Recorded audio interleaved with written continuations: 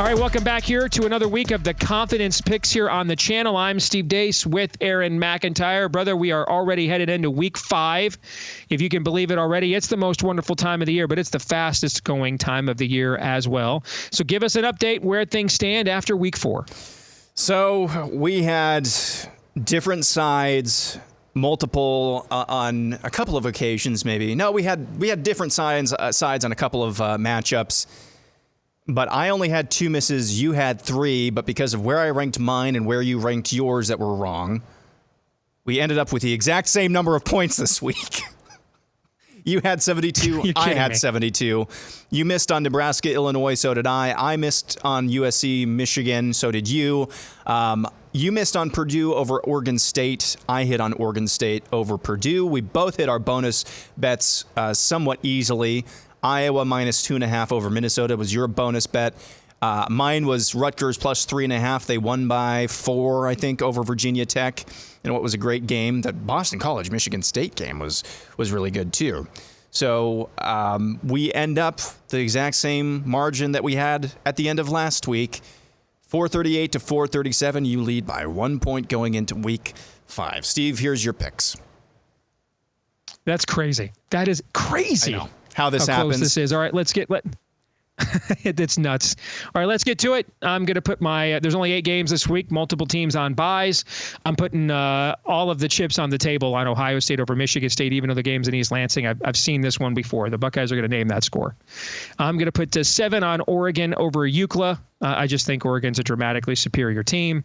Going to put 6 on Penn State over Illinois, although I think that spread, well, now that I say that, doesn't it seem like they're just begging you to bet Illinois with that? They're just begging for that. Okay.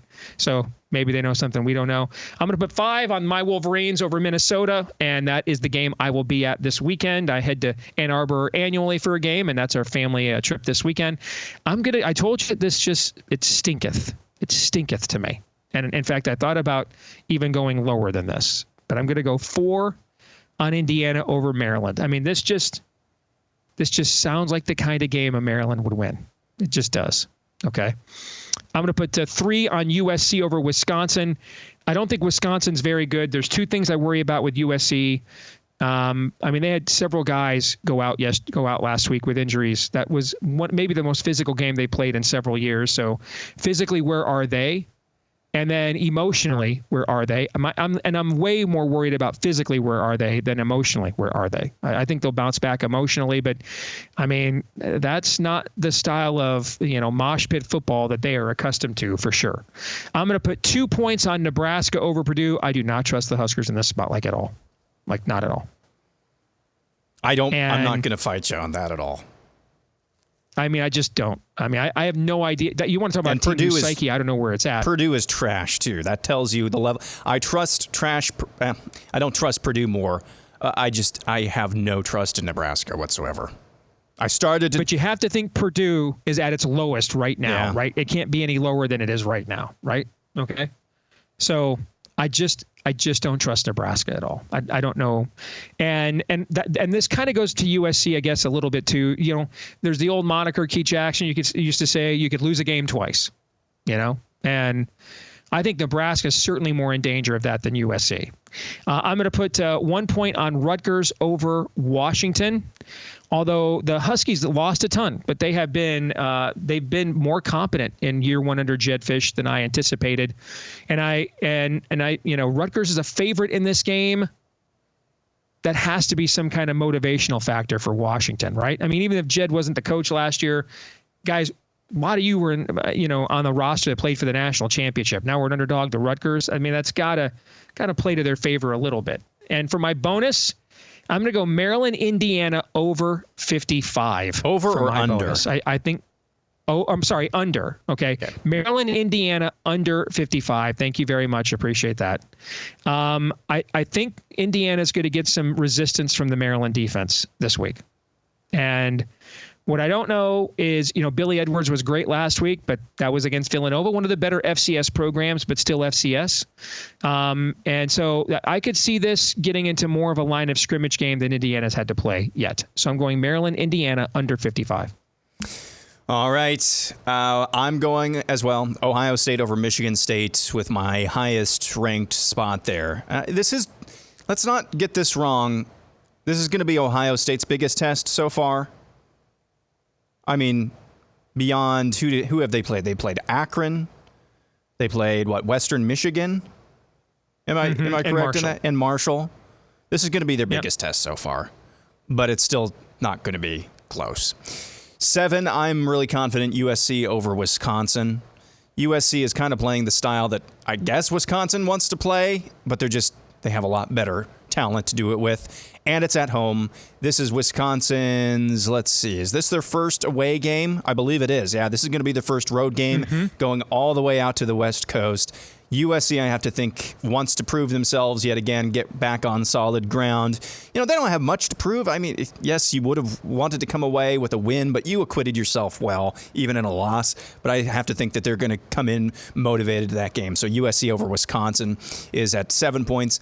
Penn State over Illinois, I still just have to think the Penn State with the superior talent at home, they should be able to handle Illinois. That environment should be rocking over in State College. This is going to be, again, other than West Virginia, this is going to kind of be their big game. Misprint for me, Michigan over Minnesota, not Illinois. Illinois is not playing twice this week. I just screwed up. Michigan over Minnesota at my 5 slot. It's kind of like you said on Michigan podcast. Minnesota just played a game against a team that kind of wants to do what Michigan wants to do. And Minnesota got steamrolled in the second half. So Michigan over Minnesota. I don't know what the state of that Minnesota program is right now. For Oregon over UCLA, surprising, UCLA kind of hung around for a little while longer than I expected to against LSU last weekend. That was a tighter game for longer than I anticipated. But I don't think that they're going to. Oregon seems to be rolling right now. They've kind of got their ducks in a row, no pun intended. Number 3, I've got Indiana over Maryland, but I ranked it 1 slot lower than you because something is a little stinky there. So I'm kind of hedging a little bit. 2, same as you, Nebraska over Purdue. 1, Rutgers over Washington. 2 games that I'm really not confident in, even though I was super confident in Rutgers last week. But coming home after a huge win like that and playing on a Friday night, you'd hope that Piscataway would show up for them. It might be a sleepy kind of venue, though. So I've got that in my least confident slot, Rutgers over Washington at 1. In my bonus pick, Ohio State, Michigan State over 48. A lot of places it's at 48.5. As we tape this, it's at 48 on DraftKings. I would stay away from the hook there. I think that Aiden Childs, he is the duality of man quarterback right now. You know what I mean? It is boom or bust with him. I think it is. I think that will open things up, whether it's a pick 6 or a boneheaded turnover or an incredible play that results in 6 points. I think, we might be we might be sweating at the end, but I think this one manages to at least push or eke over 48 points. So those are my picks. Great stuff. So those, not too many divergent picks this week. 8 games, 8 matchups, but should be entertaining nonetheless. Those are this week's picks from both of us. We'll be back here next week here on the channel for both Michigan Podcast, Bigger 10, and another week of confidence picks, and we'll see how we did. For Aaron McIntyre, I'm Steve Deace. We'll see you then.